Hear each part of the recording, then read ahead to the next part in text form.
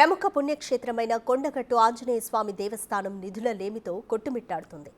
అద్భుతమైన ఆలయంగా తీర్చిదిద్దుతామని గత ముఖ్యమంత్రి కేసీఆర్ హామీలిచ్చారు.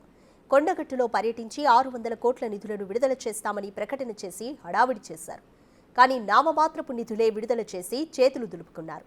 దీంతో కొండగట్టు ఆలయ అభివృద్ధిగానే మిగిలిపోయింది. కొత్తగా అధికారంలోకి వచ్చిన కాంగ్రెస్ ప్రభుత్వమైనా నిధులు విడుదల చేసి ఆలయాన్ని వేగంగా అభివృద్ధి చేయాలని జిల్లా ప్రజలు, భక్తులు కోరుతున్నారు.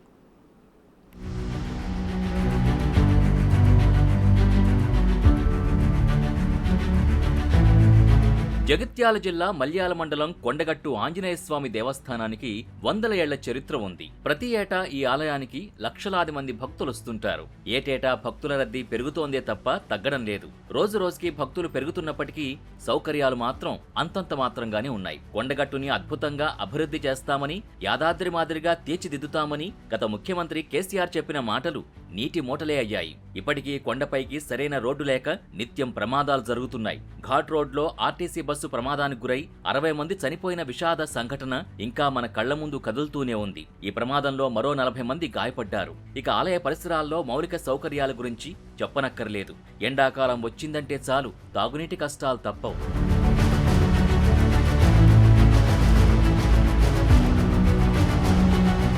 దూర తీరాల నుంచి వచ్చిన భక్తులు ఒక్కరోజు స్వామివారి సన్నిధిలో నిద్ర చేద్దామంటే రూమ్ల సమస్య, అపరిశుభ్రమైన వాతావరణం, ఎటు చూసినా సమస్యలే కనిపిస్తుంటాయి. ఈ సమస్యలపై భక్తులు తీవ్ర ఆగ్రహాన్ని వ్యక్తం చేస్తున్నారు. గత బీఆర్ఎస్ ప్రభుత్వం ఆలయాన్ని అభివృద్ధి చేస్తామని హామీ ఇచ్చింది. నాటి సీఎం కేసీఆర్ ఆలయ అభివృద్ధి మాస్టర్ ప్లాన్ చూపి 600 కోట్ల అవసరమవుతుందని చెప్పారు.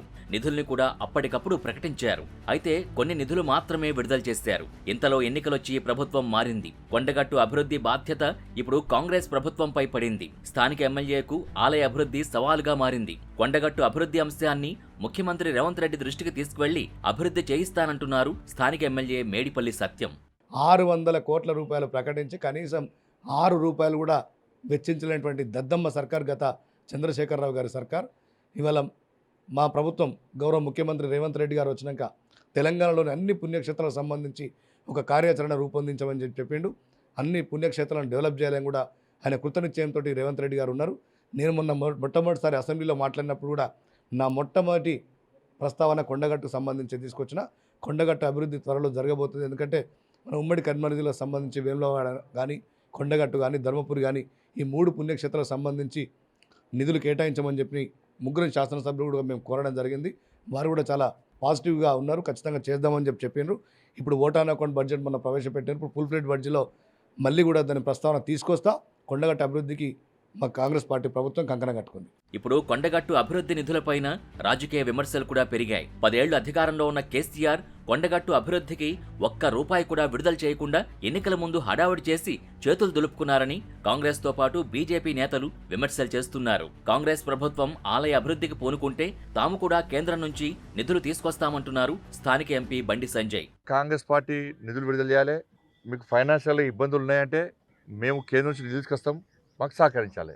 మేము కలిసి ఈ దేవాలయాన్ని రాజకీయ కోణంతో చూడకుండా వేములవాడ కానీ, కొండగట్టు కానీ ఈ 2 దేవస్థానాలకు నిధులు తీసుకొచ్చే బాధ్యత నాది. దానికి మీరు నాదంటే పేరు కోసం కాదు, రాజకీయాల కోసం కాదు, దేవాలయాన్ని చూస్తాం.